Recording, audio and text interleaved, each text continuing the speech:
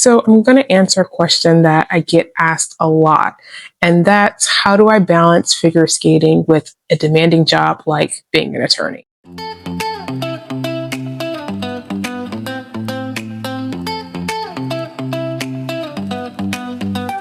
So here are my 4 tips on how to balance your skating life with your professional life. And it would be a lie to say that it's not challenging at times, especially the progress part. Like I could keep skating, I could just go to random publics and maintain, but actually having the time to make progress, to improve skills, to add on new skills, that's where I think the biggest challenge is. So, tip number 1, schedule ice time in advance and treat it like a meeting. So, what I'll do is I'll get on my site to book my ice time on Saturday or Sunday, and I'll look at my calendar and I'll see what I have available. And I'll book the ice time and I'll put it on my work calendar and kind of block it off like a meeting. I give it the same status as a meeting, even though I know some days I'm going to have to move stuff around to accommodate work. It helps mentally to have that time already blocked off, knowing, and to have like your colleagues kind of know, hey, she's not available during this time. And like I said, I usually do this early in the morning so it's not hitting up with work, but it's still kind of helpful for yourself and for other people to know that this is a time that you skate and you're not really wanting to move that block of time. Getting skating out of the way early in the morning really is helpful because then I can just fully transition from skater mode into attorney mode. And that's kind of a mild mental shift, I guess we'll say, because when I'm on the ice, I'm very much not the master. I'm very much not in charge. I'm in student mode. I'm in learning mode. I'm not the professional at that point, right? I am the very much novice. I'd also say to get skating done in the morning because at the end of the day, you're usually mentally drained. And if you're mentally drained and you're trying to pick up new skills to make progress, there's not a lot of space in there for brain body connection. And that's something that I deal with a lot on the ice. I'll do this sometimes when my coach is giving me like a ton of corrections because I can't connect like too many things at one time. Tip number 2, because this is recreational and it seems crazy at times to others for you to prioritize this, you need to get a non-negotiable coaching spot.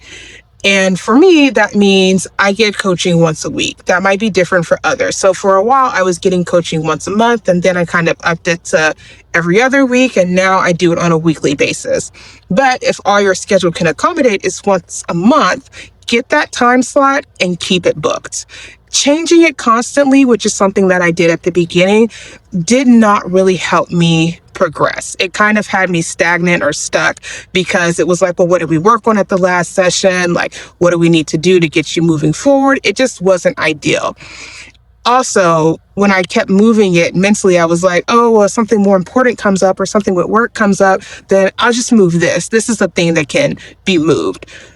I don't recommend that because something is always going on with work. So get you a time slot that you can pretty much adhere to regardless of what's going on with work and keep that time slot consistent. And that will help you stay consistent, at least with your coaching. Tip number 3 is to kind of always be prepared to go skating. So like I've been kind of preaching consistency and scheduling and structure, there might also be some times where you can squeeze in a skating session because you've got some time off for your lunch break. Things are chill. Maybe you just got done with a really bad hearing and need to decompress, which has happened to me. You want to be ready to go skating. So tip number 3 is to keep a bag or something that you need to be able to skate in your car. If you use rentals, it's kind of easier. You just need to have warm clothes. But if you have your own pair of skates, you need to be prepared or have a skating bag that can sit in your car and be available to you whenever the opportunity presents itself to go skating. And my final tip number 4, is to accept imperfection. Figure skating is a very individual sport. You're on the ice, especially for in freestyles, with people of all levels. So it can be really, really hard to sit there and watch this teenager fly across the ice into this beautiful axel, and your watch jumps looks like you have broken legs. If you get wrapped up in the comparison, you're just not going to have fun. It'll also stifle your progress because you'll be chasing somebody else's level and somebody else's goal instead of your own. So a good example for that would be me and my backspin. So I started working on backspins pretty much when I started skating because I came from being a teenager skating. So I had a lot of the foundational skills to really get started onto jumps and spins and, that kind of thing.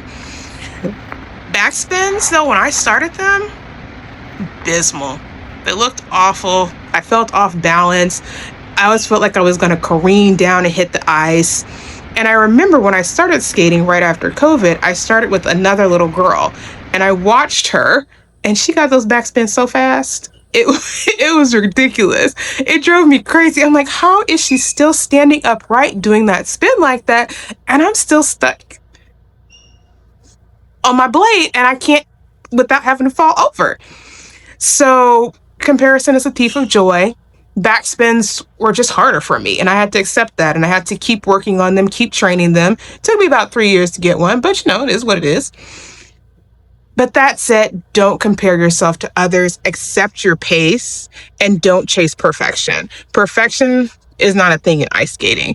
Ilya Malinin is still making improvements. He's still adding skills to his repertoire. So there'll always be a way that you can do better, that you can skate better. So there's no point in chasing perfection. Just accept where you are and try to make progress. I think, bonus tip, I think trying to make progress is more important than chasing perfection because that's what skating's about. That's why we have levels. That's why we have tests. I think if you focus on, hey, I'm bronze, I want to go up to silver. Hey, I'm pre-bronze, I want to go up to bronze, is a better way to gauge your own personal success than trying to be like, I need to land an axel in a year or I'm going to skate perfect at this next competition. Give yourself micro goals. Give yourself micro goals. We're adults. We don't need to be perfect. This is our recreation. This is for fun. And that's, I think, the biggest part of skating as a professional. If you get hung up on perfection, if you get hung up on going as fast as you can, it's going to feel like a burden. It's going to feel like double work. And that's not what we want to do. Anyway, I hope these tips were helpful. I hope there's something you can use and you can keep skating and that it doesn't become a burden or it doesn't get you in trouble with your boss. Let me know your tips and tricks if you're a working professional for balancing skating at work. I'd love to hear it. There's always something that I could probably add to make my life a little bit easier. Happy skating, y'all.